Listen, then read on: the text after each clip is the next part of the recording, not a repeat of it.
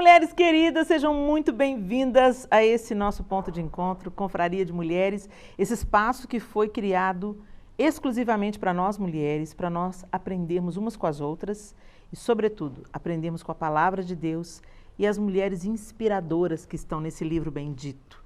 Glória a Deus pelas mulheres, glória a Deus pelo plano de Deus para as mulheres e glória a Deus pelos nossos acertos e até pelos nossos erros, porque a gente pode aprender a partir deles. E hoje eu quero trazer uma mulher icônica, não de um jeito bom, mas nós aprendemos muito. Com quem?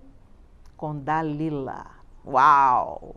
Quando a gente pensa esse nome, né, até se tornou sinônimo de mulheres perigosas, mulheres que não devemos confiar, né? Esse nome agora carrega um significado até pesado, mas em contraponto com o seu verdadeiro significado. Dalila significa dócil, afável, frágil. Olha isso, nada a ver com a Dalila da Bíblia, né? Ou tudo a ver. Por quê? Porque a docilidade, ela pode ser uma arma de influência, mas também uma arma de manipulação. E a linha é muito tênue. Então se liga aí, porque Dalila vai nos ensinar na confraria de hoje. Vamos lá? Juízes capítulo 16, e o texto bíblico diz assim, a partir do verso 4. Depois dessas coisas, ele se apaixonou por uma mulher do vale de Zoreque, chamada Dalila. Os líderes dos filisteus foram dizer a ela, veja se consegue induzi-lo a mostrar para você o segredo da sua grande força e como poderemos dominá-lo para que o amarremos e o subjuguemos. Cada um de nós dará a você 13 quilos de prata. Uau! Aqui estava falando que os líderes dos filisteus propuseram suborno a Dalila. Então aqui aparece a primeira nuance de Dalila. Além dela ser apaixonante, porque Sansão se apaixonou por ela, ela também era vulnerável ao suborno. Os líderes dos filisteus, inimigos então do povo de Israel, propuseram a ela, descobre para a gente o segredo da sua grande força, deixaram claro para ela que o plano era aprisionar, amarrar e subjugar Sansão, né? E ela prontamente atendeu e se colocou nesse chamado aí. Disse, pois, Dalila a Sansão. Aí ela começou. Conte-me, por favor, de onde vem a sua grande força e como você pode ser amarrado e subjugado.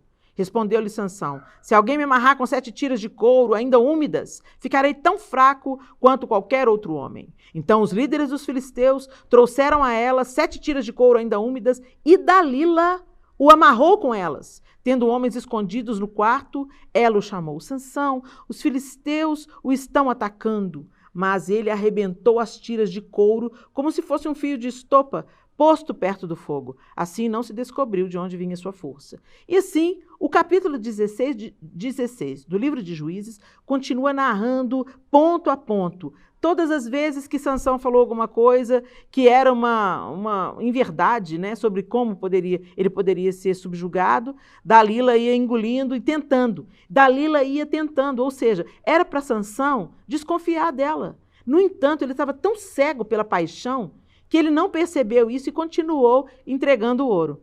No verso 15, ela diz assim, então ela disse, como você pode dizer que me ama se não confia em mim? Essa é a 3ª vez que você me faz de boba e não contou o segredo da sua grande força. Eu consigo até imaginar na minha cabeça, gente, o jeitinho vulnerável de Dalila que encantava o valentão, fortão, poderosão do Sansão, né? E ela se coloca totalmente vulnerável e falando, você não me ama, porque já é 3 vezes que você me diz uma coisa falsa. E ela ficava, o verso 16 diz assim, importunando o tempo todo, ela o cansava dia após dia, ficando ele a ponto de morrer. Então olha isso, ó, importunando, dia após dia, ela ia insistindo. E aqui a gente vê uma outra característica de Dalila. Ela tinha um caráter fraco, ela era manipuladora, mas ela era persistente. Ela venceu Sansão pela exaustão, Isso ficou bem claro no verso 16. Importunando-o o tempo todo, ela o cansava dia após dia, ficando ele a ponto de morrer. Por isso ele lhe contou o segredo. Jamais se passou navalha em minha cabeça, disse ele, pois sou nazireu desde o ventre materno. Se fosse rapado o cabelo da minha cabeça, a minha força se afastaria de mim e eu ficaria tão fraco quanto qualquer outro homem. Quando Dalila viu que Sansão lhe tinha contado todo o segredo, enviou essa mensagem aos líderes dos filisteus. Subam mais essa vez, pois ele me contou todo o segredo. Os líderes dos filisteus voltaram a ela, levando a prata, fazendo-o dormir no seu colo. Ela chamou um homem para cortar as 7 tranças do cabelo dele e assim começou a subjugá-lo. E a sua força o deixou. Então ela chamou: Sansão, os filisteus o estão atacando. Era a frase que ela sempre falava. Ele acordou do sono e pensou: sairei como antes e me livrarei. Mas não sabia que o Senhor o tinha deixado. Os filisteus o prenderam, furaram os seus olhos e o levaram para Gaza. Prenderam-no com algemas de bronze e o puseram a girar um moinho na prisão. Mas logo o cabelo da sua cabeça começou a crescer de novo. E aqui acaba a participação de Dalila nessa história triste. Ela atrai Sansão, ela deita Sansão no seu colo. Olha isso, gente. O nível de influência dessa mulher que se tornou uma manipuladora para a morte. E o que nós podemos aprender com Dalila, Helena? Que nós mulheres temos um poder. Deus deu à mulher um poder de influência tão maravilhoso, tão grande, tão forte. Você vê que Dalila, como que ela induziu Sansão? Por 2 vias. Pela docilidade, né, e pela insistência. Ela era dócil, ela queria que ele provasse o seu amor. Conta para mim, Sansão. Eu imagino ela falando com a voz dócil, que amolecia o coração dele, porque ele estava apaixonado, né? E ela aproveitou-se dessa paixão. Ela se valeu dessa paixão para levá-lo à destruição por dinheiro. Então ela era uma mulher interesseira, corrupta, ela era uma mulher terrível. Mas ela tinha uma voz doce, ela exercia uma influência e ela usou isso para o mal. Ela podia ter usado isso para o bem, mas ela usou isso para o mal. Ou você usa uma influência para encorajar, para levantar, para curar, para consolar. Ou o diabo não vai desperdiçar mão de obra, gente. Ele vai pegar esse potencial que Deus deu à mulher e transformar a mulher no avesso do propósito de Deus. Vai transformar a mulher em uma mulher que é mentirosa, em uma mulher que é corrupta, em uma mulher que se vende, em uma mulher interesseira, em uma mulher que usa a sua docilidade para levar o outro à morte, à perversão, a ser subjugado, como Sansão foi. Até o último momento, ela faz ele dormir no colo dela. Terrível, não é? E eu queria deixar essa palavra com você. Você tem uma influência. Você pode não perceber, mas você tem. Você é ouvida, seja no seu âmbito familiar, seja no trabalho, na universidade. Nós, como mulheres, nós temos um poder de influência. E esse poder de influência pode ser usado para produzir vida, para levar uma palavra de esperança, para interromper um processo de injustiça, para despertar outras pessoas sobre uma causa que elas não percebem. Essa voz de influência pode salvar vidas. Essa voz de influência pode promover as pessoas, pode levar as pessoas a buscarem instrução, educação. A voz da influência feminina, ela educa filhos, ela encoraja maridos, ela levanta amigas. É uma voz maravilhosa e Deus deu essa voz para a mulher. Mas Satanás não vai desperdiçar todo esse potencial. Então, cuidado. Hoje é o momento em que a gente faz uma pergunta. Será que eu tenho influenciado para a vida? Será que as minhas palavras, as minhas atitudes, as minhas ações, elas inspiram, elas encorajam, elas levantam ou elas deprimem? Elas destroem? Elas sabotam? Elas caluniam? Será que a nossa influência é para a vida? Ou a nossa influência é para a morte? Gente, existem pessoas que tiram a própria vida depois de uma palavra dura que escutam. Depois de uma atitude de desprezo que recebem. não menospreze o seu poder de influência, mulher. Simplesmente pelo fato de você ser mulher, você tem uma voz, você tem um poder. Eu acho tão interessante que hoje muito se fala em empoderamento feminino, no que tange a tirar a mulher da situação de marginalização ou de ser considerada de segunda categoria simplesmente pelo fato de ser mulher. Infelizmente, isso existe sim, não vamos tapar o sol com a peneira, isso existe sim, é uma coisa hedionda, acontece até hoje no século XXI, é uma realidade. Mas, na minha perspectiva, gente, você conhece maior empoderamento do que poder educar, treinar e influenciar a próxima geração de homens? Como mães, como professoras, como tias, educadoras. Já parou para pensar nisso? Que uma mulher pode ensinar a próxima geração de homens a tratar com dignidade e respeito as mulheres das futuras gerações? Uma voz feminina pode instruir as mulheres a não tolerarem abusos, mas também ensiná-las a respeitar os homens quando eles desempenham um papel adequado. Porque hoje o que a gente vê aí é muitas mulheres jovens que não respeitam a figura masculina, seja ele quem for. Há um desrespeito, uma institucionalização do desrespeito ao homem, simplesmente pelo fato dele ser homem. Não significa que um homem seja sinônimo de ser monstro. Eu sei, gente, tem muito exemplo horroroso por aí, mas também tem exemplos de mulheres horrorosas por aí. Mulheres que são sabotadoras, mulheres que são duras, fofoqueiras, mulheres que batem em homens também. Entendeu? A gente não deve generalizar. E nós podemos usar essa influência para construir uma geração futura mais saudável. Mulheres respeitosas, primeiro a si mesmas, né? Porque as mulheres precisam aprender a respeitar a si mesmas. E depois às outras pessoas, independente do seu gênero, né? E também precisamos de ensinar os nossos filhos a como tratar uma mulher com respeito, com dignidade. Uma mulher pode estar andando pelada na rua. Não significa que você pode estuprá-la se ela estiver assim. E isso, gente, esses valores, quem dá para a próxima geração são as mães. Os pais também, o pai também tem um papel fundamental na educação. Mas pensa comigo, o filho está agarrado com a gente desde o ventre. Ele é tecido no nosso útero. Depois ele vem para o nosso seio, é amamentado ao nosso seio. E a mãe, ela se reclina muito sobre a maternidade, de fato. O homem, às vezes, ele é um pai ali presente, participativo, ele é pai, mas ele também está ali, muitas vezes, trazendo o pão para casa, né? A mulher, às vezes, sai para trabalhar fora também, junto com o homem, mas ela tem um chamado, uma convocação natural a esse debruçar sobre a maternidade. E porque nós temos mais palavras, certamente os nossos filhos vão ouvir mais palavras de nós mães do que dos pais. O pai, às vezes, só um olhar já resolve. Mas nós, mães, podemos usar todas essas palavras que recebemos para construir um amanhã diferente, para ensinar estes homens a respeitar, reconhecer a mulher na sua singularidade e na maneira linda que ela foi criada pelo próprio Criador. Então, que você aprenda com Dalila a ser uma influenciadora, mas para o bem.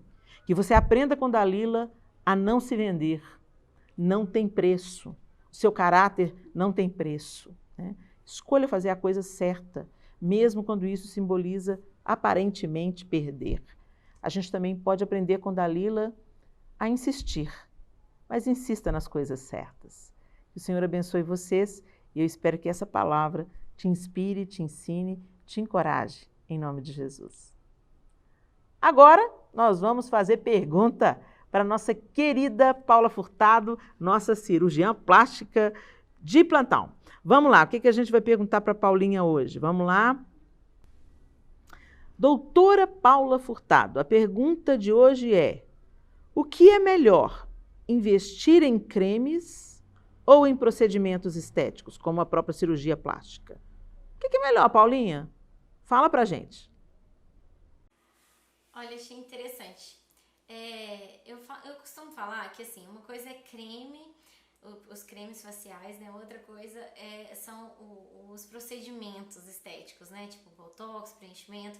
Eu falo que, assim, desde o momento que você transiciona, né? Daquela pele acneica, daquela pele da adolescência, para a pele da jovialidade, você já tem que tomar muitos cuidados, né?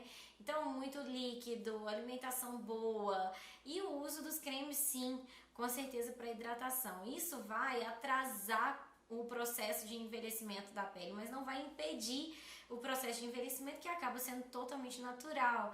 Então, eu costumo dizer que, assim, que o procedimento você vai acabar esbarrando nele em algum momento da sua vida. E quanto antes você esbarrar, melhor, né? Então, assim, botox, preenchimento, você vai acabar, eu digo, quanto antes na idade adulta, né? Então, assim, na transição entre os 26 aos 30, né? Você já começa a transicionar para a idade adulta. Então, depois dos 30, você acaba esbarrando aí nesses procedimentos. Então, na verdade, ele melhora o outro que melhora um, sabe? Então, é junto com o outro. Não tem como a gente falar, não, fica só nos cremes. Ou, não usa creme nenhum e fica só nos procedimentos de botox, preenchimento, Sculptra e esses outros procedimentos que trabalham com colágeno e tal. Então, não tem como a gente determinar isso. E acaba que uma hora também ou outra vai existir aquela decisão, opero ou não, faço lifting facial ou não. Eu costumo dizer que quanto melhor você cuidar da sua alimentação, tomar muito líquido e fazer o uso dos cremes, você vai ter uma melhora progressiva da sua pele, a ponto de chegar muito bem no envelhecimento facial, necessitando menos e menos de produtos, né? Sem exageros. Então, não tem como a gente falar um ou outro, né? Mas usando os dois com moderação, usando os dois com acompanhamento, acho muito importante esse casamento. Obrigada, Paulinha, minha linda. Deus abençoe você. É isso aí, a gente precisa se cuidar, né? Seja com cremes, com procedimentos, a gente tem que se cuidar. Lembrando que tem que se cuidar por dentro também, tá, gente? É muito bacana a gente pensar na cirurgia plástica como uma solução bacana pra gente, mas a gente, e como os cremes, como esses que agem como prevenção, mas a gente também tem que cuidar do coração, porque a palavra de Deus diz o quê? Que um coração alegre aformoseia o rosto. Agora nós vamos para aquelas dicas entre a gente. Vamos lá ver o que nós podemos aprender, qual é a dica de livro de hoje e a super dica. Vamos lá conferir. E aí, lindezas, como é que vocês estão? Tudo bem? Pois é, sejam bem-vindos a esse momento mais íntimo, onde eu troco com vocês dicas de livros que eu já li, que já me abençoaram tanto, ou livros que eu estou me sentindo desafiada a ler, né?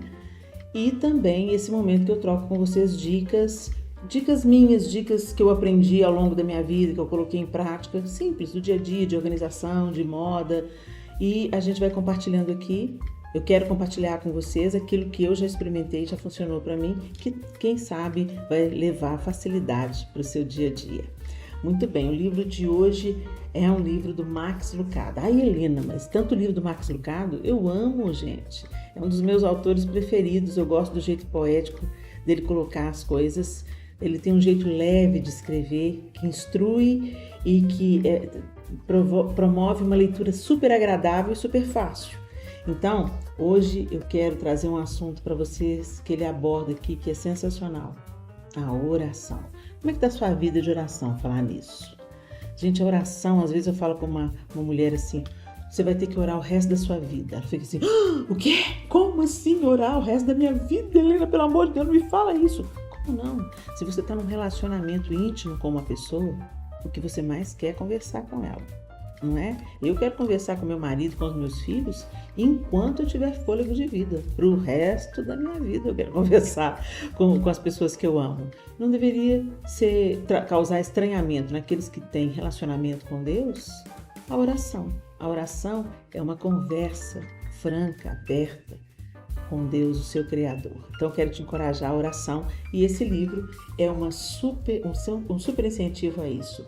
Antes de dizer amém.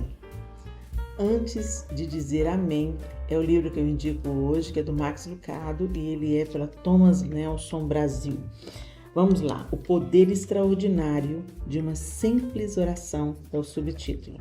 Vamos ler a contracapa, como a gente tem o hábito de fazer? Quantas vezes você já pegou no sono depois de um dia cansativo e estressante, sem concluir a oração que começou? Quem nunca? Quantas vezes viu seu pensamento vagar pelos mais diversos assuntos, quando tudo que mais desejava era conversar com Deus em busca de orientação? Quantas vezes sentiu vontade de fazer o mesmo pedido dos discípulos? Ensina-nos a orar. Esse pedido tão fundamental foi atendido por Jesus de maneira simples e objetiva. E é com similar simplicidade e clareza que Max Lucado conduz o leitor a um nível mais elevado da vida devocional. Com base na oração que Cristo ensinou, Lucado demonstra que, como numa relação entre pai e filho, conversar com Deus pode ser uma prática diária, saudável e prazerosa para quem deseja se aproximar mais do Pai Celestial. Então tá aqui a minha dica de livro, Antes de Dizer Amém, que é esse livro maravilhoso do Max Lucado. Eu tenho certeza que vai abençoar a sua vida e vai melhorar aí, vai dar um upgrade na sua vida de oração. É a minha expectativa. E vamos lá para a nossa dica prática. Hoje a dica prática é de estilo e moda. Se você já me acompanha há mais tempo, se você me observa um pouco, sabe de um truque que eu gosto muito de usar e funcionou para mim e quem sabe funciona para você. Vale a pena testar, hein? Às vezes a gente tem uma maneira de pensar que as coisas que a gente tem, a gente pode usar apenas de um jeito. E eu quero incentivar vocês. Varia, façam testes. Quando você estiver naquele dia assim monótono, que vai ter que ficar preso em casa por alguma circunstância, então aproveita para testar algumas combinações, fotografar, para se der certo você usar no dia que você tiver oportunidade. E o que eu quero compartilhar com vocês hoje é sobre cintos. Eu gosto muito de cinto, gente. Só que, aqui eu tenho um cinto, né? Esse cinto assim mais fino, com uma pegada mais rock and roll, com essas taxas. Eu tenho aqui também, todos eles pretos, tá vendo? Com esses metais dourados, bem diferente do outro. Eu tenho um aqui que é uma corrente, ok? Essa corrente com um elástico preto. Eu tenho uma faixa, né, de couro preto, e que vai ser a base das nossas combinações. E eu tenho esse último cinto, que é um cinto com pedras, uma espécie de strass, tá vendo? Uma pedra transparente. Pouca coisa eles têm em comum, né? Mas o que dá para aprontar? Misturar os cintos. Essa é a proposta. Então, por que eu escolhi estes? Eu peguei dois elementos em comum. Bom, essa faixa, ela vai ser o fundo desse meu cinto largo alternativo. Eu uso todos esses cintos individualmente, tá, gente? Mas eu resolvi fazer essa mistura, que traz uma outra proposta para o seu visual e fica super criativo, super legal, funciona mesmo. E aí eu peguei elementos parecidos, por exemplo, esse aqui são cintos completamente diferentes, mas o que eles têm em comum? Elástico preto e dourado, ok? E esses aqui tem uma pegada mais, esse tem uma pegada mais rock and roll e esse uma pegada romântica. Parece coisa completamente diferente, mas perceba que os dois têm um elemento prateado em comum. Vamos ver na prática como é que isso funciona? Na primeira proposta, com o cinto dourado, eu uso a faixa como base. Normalmente, essa faixa ela é usada sozinha, faz um lacinho, alguma coisa assim. Mas nesse caso, eu vou usar como uma base. Eu vou fazer a primeira combinação com cintos dourados. Eu vou usar esse cinto que é médio, mais embaixo, na parte inferior. E ao invés de colocar no centro, eu vou colocar de lado. Para dar uma bossa diferente, né? Eu ajusto a ferragem. E aí, o outro cinto que é mais fino, eu coloco sobre o dobrado da amarração do cinto de base e ele ganha uma cara de cinto exclusivo. Você pode usar isso numa combinação, por exemplo, total black, ou para quebrar, por exemplo, um vestido todo branco e você coloca um cinto assim com acessórios mais pesados ou não. Vai do jeito que você quiser. Interessante, não é? Agora vamos fazer a mesma composição com a mesma base, só que com cintos com elementos prateados. Aí nesse caso eu vou usar 2 cintos finos. Só que um cinto tem uma pegada mais rock and roll. Então esse de taxas eu vou colocar na parte de baixo, na base, ok? Você pode colocar ele do jeito tradicional, ou você pode fazer aquela dobra. A gente usa fazendo como se fosse um nozinho. Quem aí se lembra desse tipo de... Ok? Você coloca tipo um nozinho ao invés de usar ele de uma maneira mais tradicional. E aí no meio, mais uma vez, para ocultar essa amarração, eu coloco o cinto de pedraria totalmente romântico, que você não imagina, normalmente ele é usado no vestido para casamento, sobre um vestido mais esvoaçante, mais romântico. Agora você coloca nessa combinação que mescla um pouco de rock and roll, você mistura os elementos e cria aí um cinto exclusivo com elementos prateados. Gostaram? Então usem o cinto que vocês têm.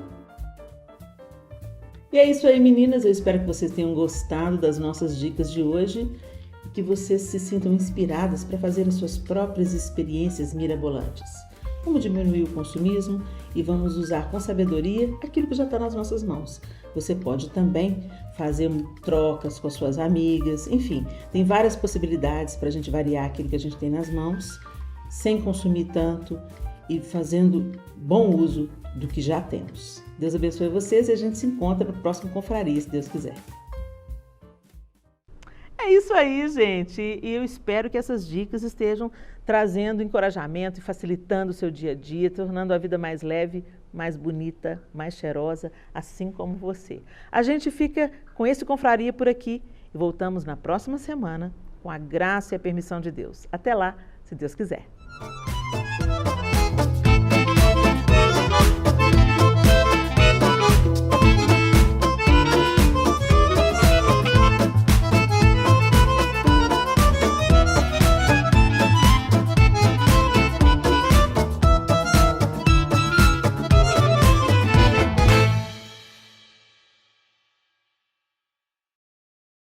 Então aqui aparece a primeira nuance de Dalila.